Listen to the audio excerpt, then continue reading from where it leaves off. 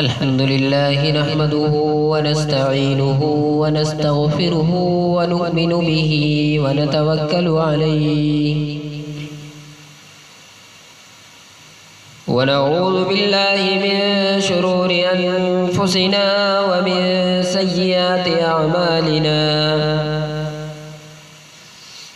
من يهده الله فلا مضل له ومن يضلله فلا هادي له ونشهد أن لا إله إلا الله وحده لا شريك له ونشهد أن سيدنا وسندنا ونبينا ومولانا محمدا عبده ورسوله صلى الله عليه وعلى آله وأصحابه وأزواجه وبارك وسلم تسليما كثيرا أما بعد فأعوذ بالله من الشيطان الرجيم بسم الله الرحمن الرحيم يا أيها الذين آمنوا قوا أنفسكم وأهليكم نارا صدق الله مولانا العلي العظيم وصدق رسوله النبي الكريم ونحن على ذلك لمن الشاهدين والشاكرين والحمد لله رب العالمين.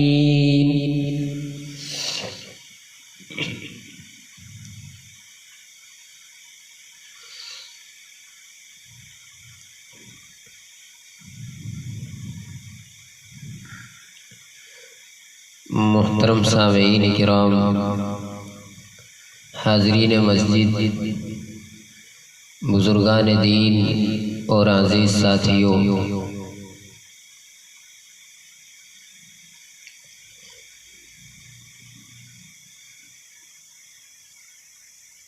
پچھلے جمعے میں آپ لوگوں کے سامنے والدین کے حقوق بیان کیے گئے تھے.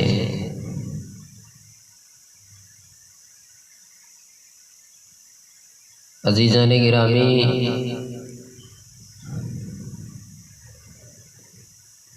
آپ لوگوں کے سامنے کچھ باتیں عرض کرنی ہیں.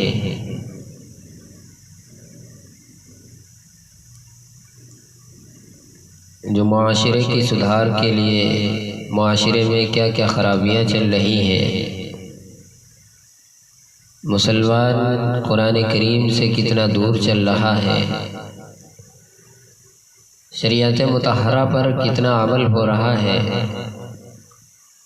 اسی کے مطابق چند باتیں آپ لوگوں کے سامنے عرض کروں گا. اللہ تبارک و تعالی نے ہمیں دنیا کے اندر بھیجا اور اس نے ہمارے اوپر کچھ پابندیاں عائد کی ہیں. نماز، روزہ وغیرہ. آج کل مسلمان ان معاملات میں، ان احکام میں بہت کمی کر رہے ہیں. حدیث کو سننے کے لیے تیار نہیں، نبی کریم صلی اللہ علیہ وسلم کی باتوں کو ماننے کے لیے تیار نہیں، آقا مدنی جناب محمد رسول اللہ صلی اللہ علیہ وسلم کے بتائے ہوئے طریقے پر چلنے کے لیے تیار نہیں. سب اپنی منمانی، اپنی منموجی ہے. کوئی بھی کارخانہ بغیر مطلب کے نہیں چلتا. کوئی دکان کرتا ہے، اس کا بھی مطلب ہوتا ہے کہ اس میں کمائی ہوگی، منافع ہوگا، اس سے ہم فائدہ اٹھائیں گے. کوئی بھی کاروبار دنیا کے اندر انسان کرتا ہے تو بغیر مطلب کے، بغیر فائدے کے کوئی کام نہیں کرتا. اسی طرح اللہ تبارک و تعالی نے دنیا کو بنایا ہے، دنیا کے اندر انسانوں کو پیدا کیا ہے، تو اس کا کچھ نہ کچھ تو مطلب ہے. ہماری عبادتوں کی اللہ تبارک و تعالیٰ کو ضرورت نہیں ہے، ہماری نمازوں کی اللہ کو ضرورت نہیں ہے۔ اگر ہم نماز پڑھیں گے، نیک کام کریں گے، شریعت مطہرہ کے بتائے ہوئے طریقے پر چلیں گے تو اس میں بلا شبہ ہمارا ہی فائدہ ہے، ہم کامیاب ہوں گے، ہمارا نامہ اعمال اچھا ہوگا۔ آج کل لوگ یہ باتیں پسند نہیں کرتے، گانا بجانا ہے، ڈھول ڈھماکہ ہے، چاروں طرف ادھر ادھر گھومنا، بے مطلب کے کام کرنا، یہی سب لوگوں کے پاس رہ گیا ہے، اور دین نام کی کوئی چیز باقی نہیں رہی جاتی ہے۔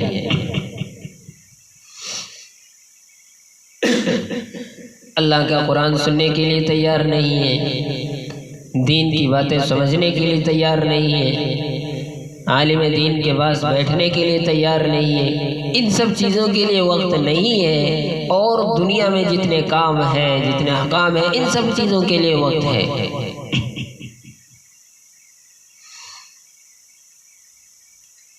فرمایا لہم قلوب لا یفقہون بہا، اللہ پاک جل شانہ ارشاد فرماتے ہیں جس کا دل قرآن سمجھنے کے لیے تیار نہیں، وَلَهُمْ أَعْيُنٌ لَا يُبْصِرُونَ بِهَا، جس کا کان قرآن سننے کے لیے تیار نہیں، أَمْ لَهُمْ آذَانٌ لَا يَسْمَعُونَ بِهَا،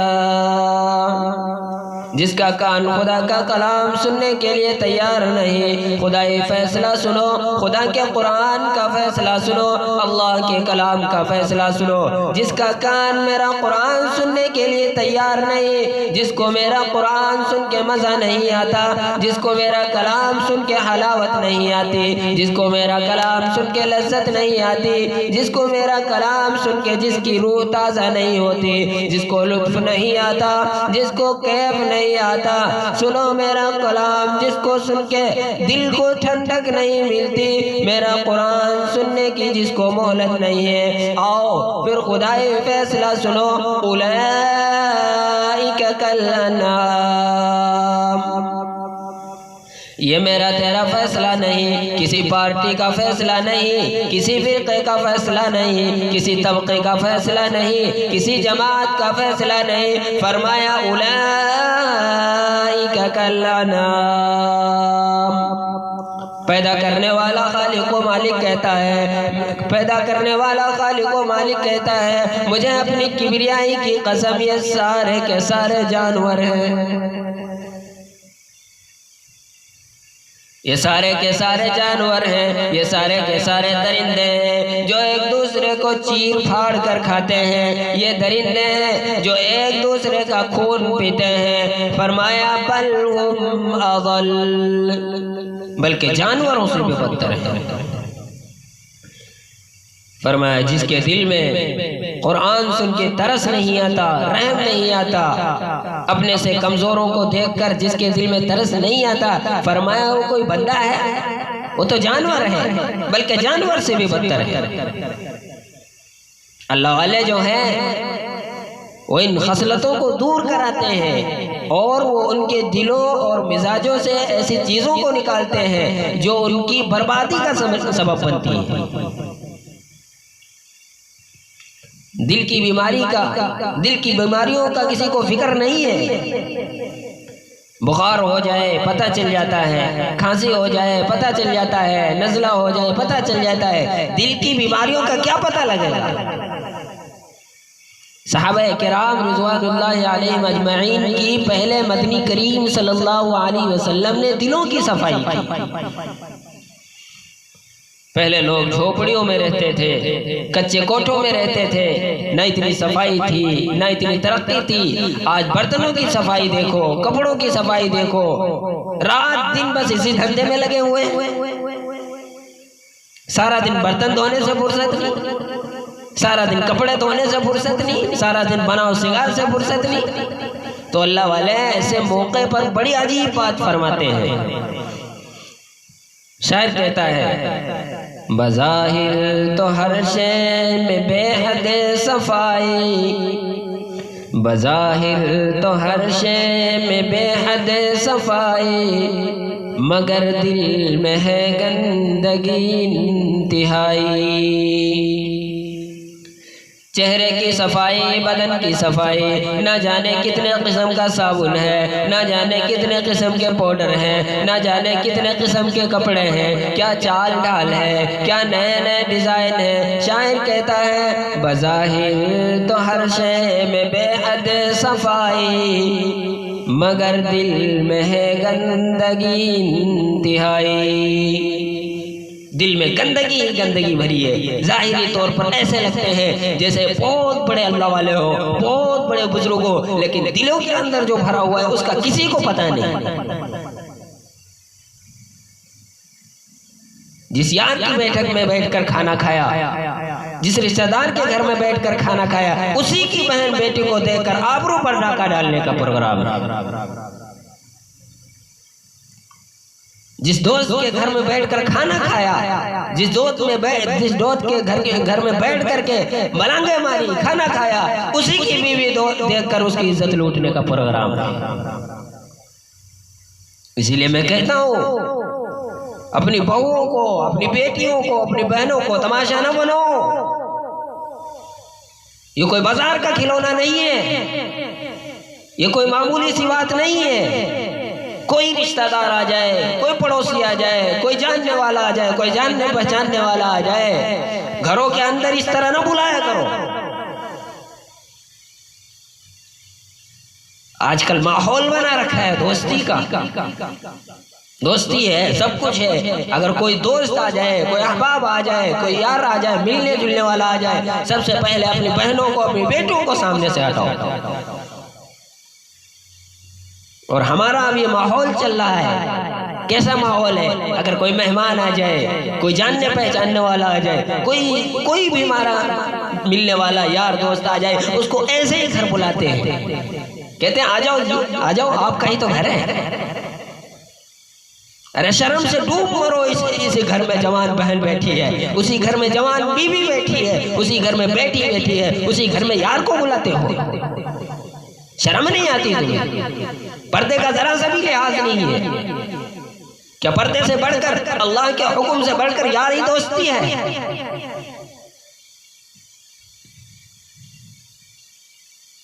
اور آج کل تو ایسا ماحول چل رہا ہے، ایسا معاملہ چل رہا ہے کہ شادی کا پتہ نہیں ہے، شادی لگی نہیں ہے، یاروں کی، دوستوں کی، ساتھیوں کی میٹنگ لگتی ہے۔ ادھر کی پھینکیں گے، ادھر کی ماریں گے، ادھر کا پٹولہ ماریں گے۔ شادی نہیں ہوئی ابھی، اپنے دوست آپس میں مشورہ کر رہے ہیں، یار بتا میرے دوست اپنی بیوی کو کب لا رہا ہمارے گھر گھمانے؟ شادی ابھی ہوئی نہیں ہے، دوستوں کے گھروں میں گھمانے کا پروگرام پہلے سے ہی بنا رکھا ہے۔ ارے آدم کی اولاد، یاد رکھ وہ تیری عزت ہے، تیری ماں باپ کی عزت ہے، تیرے سارے خاندان کی عزت ہے۔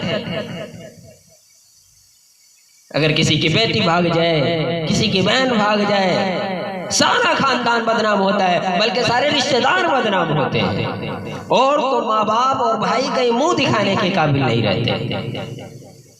اسی لیے میں کہتا ہوں یاری دوستی اپنی جگہ پہ ہے، یاری دوستی اپنی جگہ پہ ہے۔ عزت ہوتی ہے، یار چلا گیا اس سے اچھا مل جائے گا، اس سے بڑھیا مل جائے گا، اس سے زیادہ خاطر تواضع کرنے والا مل جائے گا، لیکن میرے بھائیوں اگر عزت چلی گئی تو عزت ایسی چیز ہے، ایک مرتبہ چلی گئی ساری زندگی کہنے کو ہو جائے گا، عزت لوٹ کر واپس نہیں آ سکتی۔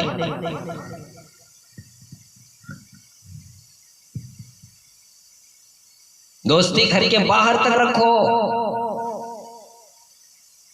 اگر دوستی، دوست، یار، دوستی یاری گھر کے اندر داخل ہونے کی کوشش کرے، دوستی ختم کر دو۔ خدا کے پیغام کو مانو، اللہ کے نبی کے بتائے ہوئے طریقے پر مانو۔ خدا سے بڑھ کر کوئی دوست نہیں ہو سکتا، خدا سے بڑھ کر کوئی محبت کرنے والا نہیں ہو سکتا، خدا سے بڑھ کر، نبی پاک صلی اللہ علیہ وسلم سے بڑھ کر کوئی انسان کے بارے میں اچھا سوچنے والا نہیں ہو سکتا ہے۔ پردہ فرض کیا گیا ہے، اپنی بہوؤں کو، بیٹیوں کو پردے کا حکم، پردے کے احکام سمجھاؤ، پردے کا حکم بتاؤ۔ آج میری بات ہی آپ کو بری معلوم ہوتی ہوگی کہ میری یاری توڑوا رہا ہے، میری دوستی کے بارے میں کہہ رہا ہے، لیکن کل قیامت کے دن جب سب کی حاضری پروردگار عالم کے سامنے ہوگی تو کہو گے کہ مولانا محمود صحیح کہہ رہا تھا، کاش کے بات مان لیتا۔ پرانے زمانے میں اگر دعوت کرتے تھے تو پلیٹ میں پہلے نمک دیتے تھے کھانے کو، کہ ایک ایک انگلی پہلے نمک چاٹو۔ کیا مطلب؟ کہ جس کا اس نے نمک کھایا وہ نمک حرامی نہیں کرے گا، اور اس کا بھی عقیدہ تھا کہ جس کے گھر میں اس نے نمک کھایا اس گھر میں چوری کرنا، ڈاکہ ڈالنا اور اس کے گھر کی آبرو پر ہاتھ ڈالنا وہ حرام سمجھتا تھا، جس گھر کا اس نے نمک کھایا ہو۔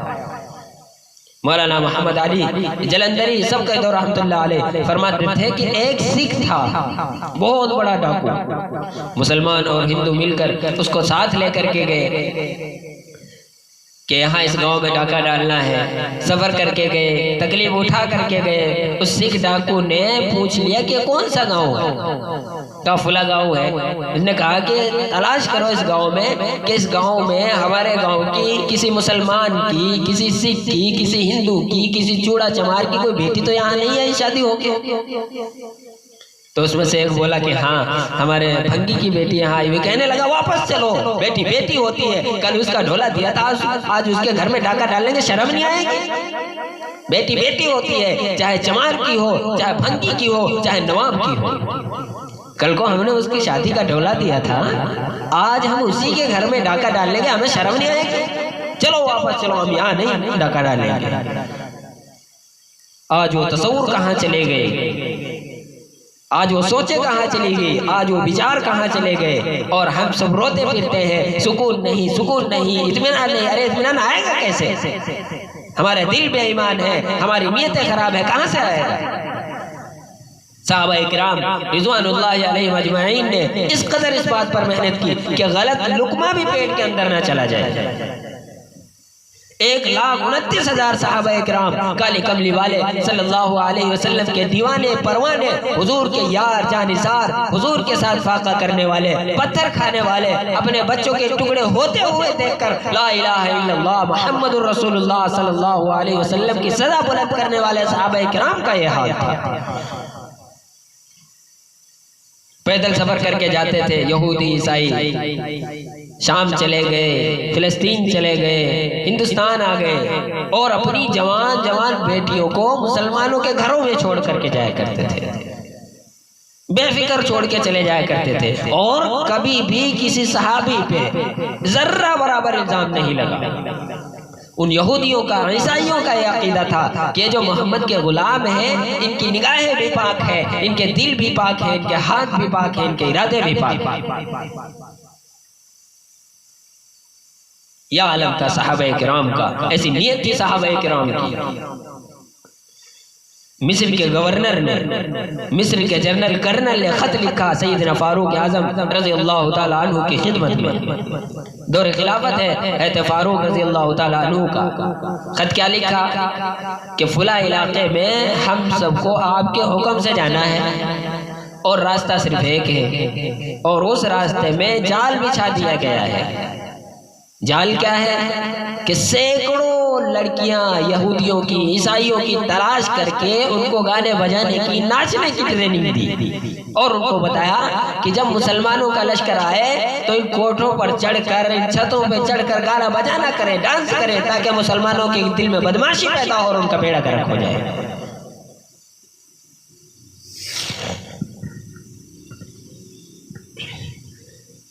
جناب فاروق اعظم رضی اللہ تعالیٰ عنہ نے یہ خط نہیں لکھا کہ تو قرآن پڑھا کر، یہ نہیں فرمایا کہ تو نفل پڑھا کر۔ امیر المؤمنین سیدنا عمر فاروق رضی اللہ تعالیٰ عنہ نے اپنے جنرل کرنل کو خط لکھا کہ اس میں لمبی چوڑی فکر کی کوئی بات نہیں ہے، اس میں اتنا کوئی پریشان ہونے والی بات نہیں ہے، زیادہ فکر کرنے کی بات نہیں ہے، تو اپنے ساری کی ساری فوج کو اکٹھا کر لے، جتنے بھی مسلمان تیری فوج میں ہیں سب کو اکٹھا کر لے، سب کو اکٹھا کر کے قرآن کریم کی سورہ نور کی دو آیتیں سنا دیں۔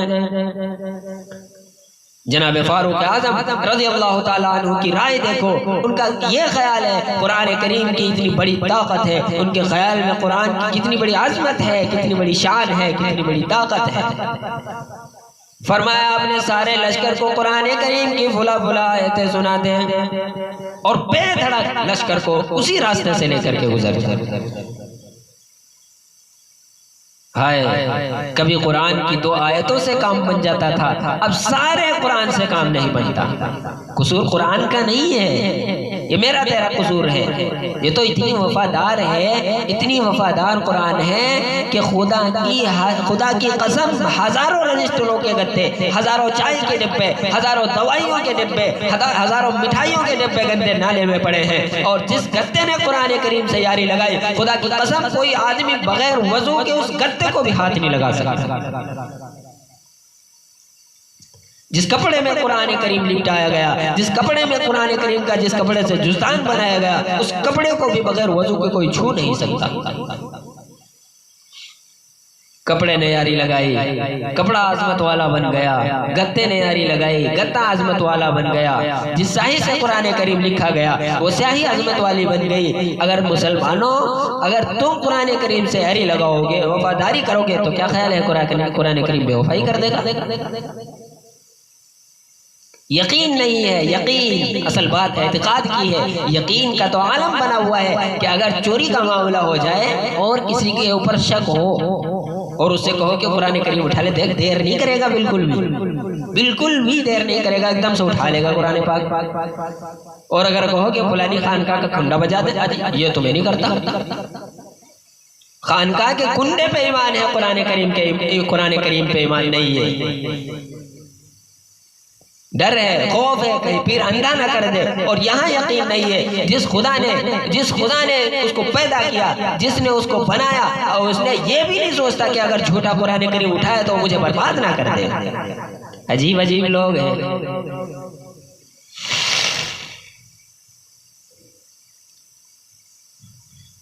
چنانچہ مصر کے جنرل کرنل نے ساری فوج کو اکٹھا کر کے فرمایا، قُلْ لِلْمُؤْمِنِينَ يَغُضُّوا مِنْ أَبْصَارِهِمْ وَيَحْفَظُوا فُرُوجَهُمْ ذَلِكَ أَزْكَىٰ لَهُمْ إِنَّ اللَّهَ خَبِيرٌ بِمَا يَصْنَعُونَ۔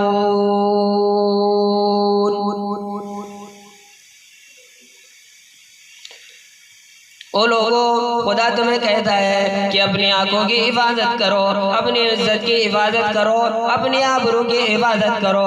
اگر غلط نظر پڑی تو ان اللہ خبیر بما یصنعون،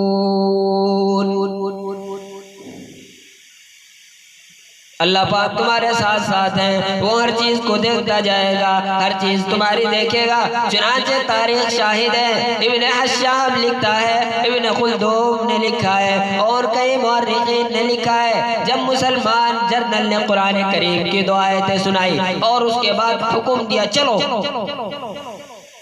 تمام کا تمام لشکر چل رہا ہے، ادھر ڈھول ڈھماکے بجائے جا رہے ہیں، ادھر ڈانس ہو رہا ہے، سارا کا سارا لشکر نکل گیا۔ لڑکیوں نے دیکھا کہ یہ تو ختم ہو گئی، سارا لشکر چلا گیا۔ کسی نے نیچے، کسی نے آنکھ اٹھا کر کے بھی نہیں دیکھا۔ یہ ساری کی ساری فوج لڑکیاں کہنے لگی، یہ ساری کی ساری فوج کہیں ہندوں کی فوج تو نہیں؟ یہ حسن کا نظارہ، یہ ڈانس، ہم ناچ ناچ کر تھک گئے اور کوئی سر تک نہیں اٹھاتا۔ اور آج دیکھیں اب ہر گھر کے اوپر وہ لگا ہوا ہے، کیا کہتے ہیں اس کو، ایریل لگا، لعنت کا ایریل ہے، لعنت کا۔ حاجیو تم کیا کہتے ہو کہ ہمارے گھر کا اس میں کیا بگڑے گا؟ خدا کی قسم وہ بگڑے گا، وہ دیمک لگیں گے، وہ بربادی پھیلے گی کہ تمہیں پتہ بھی نہیں چلے گا۔ کیا سوچ رکھا ہے تم نے؟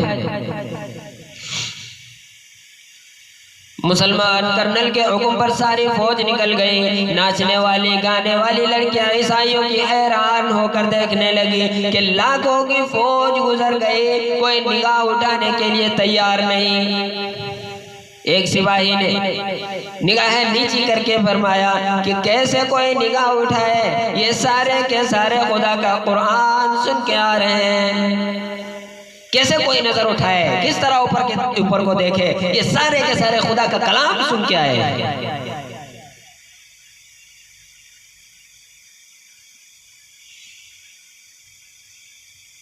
ان کے عمل کا کتنا بڑا اثر پڑا۔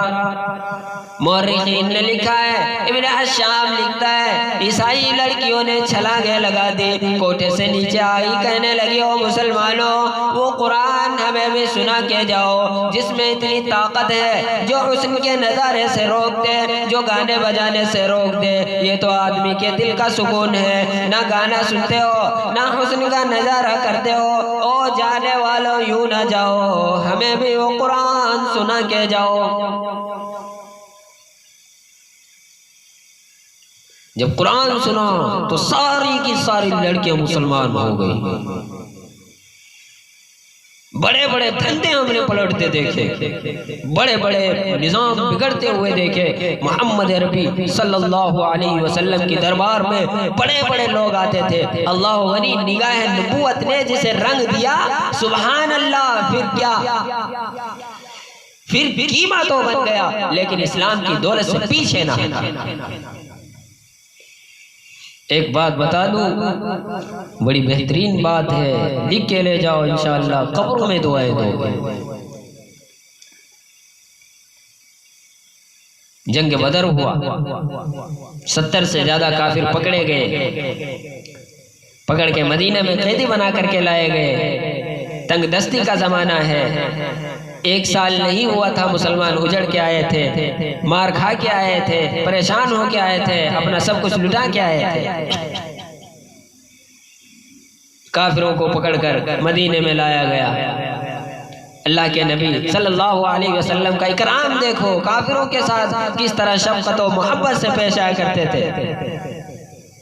شام کا وقت ہوا، فرمایا مدنی کریم صلی اللہ تعالی علیہ وسلم نے، کون ہے جو میرے مہمانوں کو کھانا کھلائے؟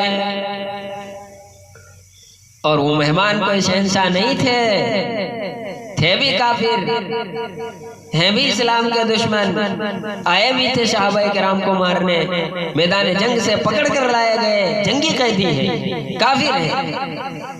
اس نبی کی طرف کبھی منہ کیا کر، جس نبی کا تو غلام بنا پھرتا ہے، اس نبی کی کبھی باتوں کو یاد کرا کر، جس کا تو غلام بنتا ہے، جس کا تو غلام ہے، جس کا امتی بنا پھرتا ہے۔ فرمایا کون ہے جو میرے مہمانوں کو کھانا کھلائے؟ صحابہ کرام میں سے کسی نے 2 کو ساتھ لے لیا، کسی نے 3 کو لے لیا، ایک نادار غریب سا صحابی ہے، 1 کو ساتھ لے کے گیا، بیوی سے پوچھا کھانا کتنا ہے؟ بیوی نے کہا کہ صرف ایک آدمی کا کھانا ہے، صرف ایک آدمی اس میں بھوک اپنی مٹا سکے گا۔ تو صحابہ کہنے لگا کہ ایسا کرنا اپنی بیوی سے کہہ رہے، دیکھو کیا سوچ ہے، کیا وچار ہے ان کے دلوں میں۔ بیوی سے کیا کہہ رہے کہ جب میں وہاں کھانا رکھ دوں اور اس کے پاس بیٹھ جاؤں تو چراغ بجھا دینا، جب اندھیرا ہو جائے گا تو میں ہاتھ لگاتا رہوں گا، اپنے منہ تک لے جاتا رہوں گا، اور یہ مہمان کھانا کھا لے گا۔ میں اسی طرح کروں گا اور مہمان کھانا کھا لے گا، اس کا پیٹ بھر جائے گا۔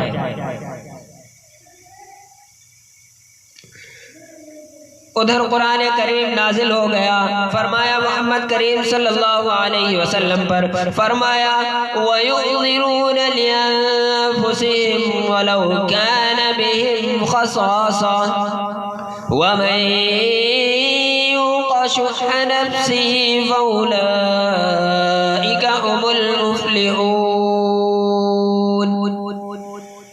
اے میرے محبوب مبارک ہو، تیری امت میں سے لوگ بھی ہیں، تیری امت میں سے فرد بھی ہیں، تیری امت میں سے افراد بھی ہیں جو اپنا منہ خالی چلا رہے ہیں، بیوی بھوکی بیٹھی ہے، چراغ بجھائے بیٹھی ہے۔ او میرے محبوب محمد الرسول اللہ صلی اللہ علیہ وسلم، مجھے اپنی عظمت کی قسم، مجھے اپنی خدائی کی قسم، مجھے اپنی کبریائی کی قسم، تیرے دیوانوں پہ جنت واجب کر چکا ہوں۔ 2 دن کے عمل نے کفر کو مٹا دیا، اسلام چمک گیا۔ آج میری تیری 60 سال کی زندگی ہے، کبھی کسی مسلمان کو کافر بنایا؟ الٹے ہی کام کرنے ہیں، الٹا ہی چلنا ہے، ہر معاملہ الٹا ہے۔ ہر آدمی بیزار ہوتا ہے، یار دین میں کیا ہے، یار اسلام میں کیا رکھا ہے، یہ تو کچھ نہیں ہے۔ اسی کو قرآن کہتا ہے، قرآن کریم میں للکار کر فرمایا، او لوگو گڑبڑ نہ کرو ورنہ میں وہ خدا ہوں، فَأَخَذَتْكُمُ الصَّاعِقَةُ وَأَنْتُمْ تَنظُرُونَ۔ جبریل امین نے ایک چیخ ماری، ساری کی ساری قوم کے جگر پھٹ گئے۔ میں وہ خدا ہوں، لا تركبوا وارجعوا إلى ما أترفتم فيه ومساكنكم لعلكم تسألون۔ لوگ مکان چھوڑ کر بھاگتے ہیں، ماحول چھوڑ کر بھاگتے ہیں، معاشرہ چھوڑ کر بھاگتے ہیں۔ خدا کہتا ہے جن مکانوں پہ تجھے ناز تھا، جن پہ تو اکڑتا تھا، وہ یہ کھڑے ہیں، بھاگ کہاں رہا؟ ادھر آ۔ بہت سخت ہوگی قیامت کی حمل ناکیاں، بہت سخت اللہ کی پکڑ ہے۔ خدا سے ڈرو، خدا سے ڈرو، خدا سے مانگو، خدا کے بتائے ہوئے طریقے پر چلو، نمازوں کی پابندی کرو، دین کے احکام کو لازم پکڑ لو۔ ہمارے تمہارے پاس اس دین کے سوا کچھ بھی نہیں ہے، یہی کامیابی کا راستہ ہے، یہی صراط مستقیم ہے، یہی اچھا راستہ ہے۔ آج ہمارے اندر ہی ذرا سا بھی خوف نہیں، خدا کا خوف نہیں ہے کہ قبر کے اندر ہم جائیں گے ہمارا کیا ہوگا، قبر میں فرشتے ہمارا کیا حال بنائے گا۔ میرے بھائیوں، قبر کے بارے میں وہی جانتا ہے، قبر کے بارے میں وہی جانتا ہے جو قبر کے اندر جاتا ہے۔ دنیا کے اندر کوئی انسان اس بات کو ٹال نہیں سکتا، اس چیز کی نہ بالکل بھی نہیں کر سکتا کہ وہ مرے گا نہیں اور اس کو قبر کے اندر نہیں جانا ہے۔ ہر ایک کو جانا پڑے گا۔ قرآن کریم کا فیصلہ ہے، کل نفس ذائقۃ الموت، ہر جاندار کو موت کا مزہ چکھنا پڑے گا۔ اس زمین نے نہ جانے کتنے انسانوں کو غرق کر دیا، کتنے بادشاہوں کو تباہ و برباد کر دیا، کتنے ظالم حکمرانوں کو تباہ و برباد کر دیا، لیکن اس زمین میں ذرہ برابر بھی فرق نہیں آیا۔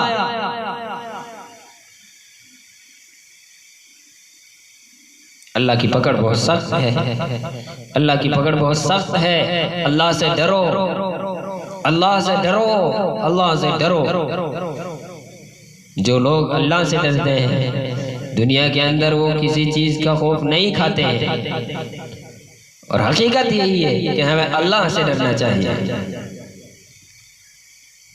ایک تڑپ سی دل میں امنگتی ہے، ایک درد سا پیدا ہوتا ہے، ایک تڑپ سی دل میں امنگتی ہے، ایک درد جگر میں ہوتا ہے۔ ہم رات کو رویا کرتے ہیں جب سارا عالم سوتا ہے۔ سب لوگ سوئے ہوئے ہو اور اندھیرے میں مالک کائنات کا دروازہ کھٹکھٹا، اپنی بگڑی کا سوال کر، اپنی مشکلات اس مالک کے سامنے پیش کر۔ وہی رزاق ہے، وہی دینے والا ہے، اس کے خزانے میں کوئی کمی ہونے والی نہیں ہے۔ وہ ہر چیز کو جانتا ہے، ہر چیز کو دیکھتا ہے، کسی چیز سے بے خبر نہیں ہے، کسی چیز اس سے چھپی ہوئی نہیں ہے۔ دنیا کی کوئی بھی چیز خدا سے چھپی ہوئی نہیں ہے۔ اپنے ہاتھوں کو لوگوں کے سامنے پھیلانے کے بجائے خدا واحد کے سامنے پھیلاؤ، مسجد میں جا کر رکوع سجدے کرو، نماز پڑھو اور اللہ سے مانگو۔ وہی دینے والا ہے، وہی رزاق ہے، وہی خالق ہے، وہی مالک ہے، اس نے ہی ہمیں پیدا کیا ہے، وہی ہمارا محافظ ہے، وہی ہماری حفاظت کرنے والا ہے، وہی ہم کو بخشنے والا ہے، اور وہی اعلیٰ سے اعلیٰ مقام عطا کرنے والا ہے۔ اللہ تبارک و تعالیٰ کہنے سننے سے زیادہ ہم سب کو اس پر عمل کرنے کی توفیق عطا فرمائے۔ ہمارے جو بزرگان دین دنیا سے رخصت ہو چکے ہیں سب کی مغفرت فرمائے۔ اے اللہ، جتنے مسلمان پریشان ہیں سب کی پریشانیوں کو دور فرمائے۔ وآخر دعوانا الحمدللہ رب العالمین۔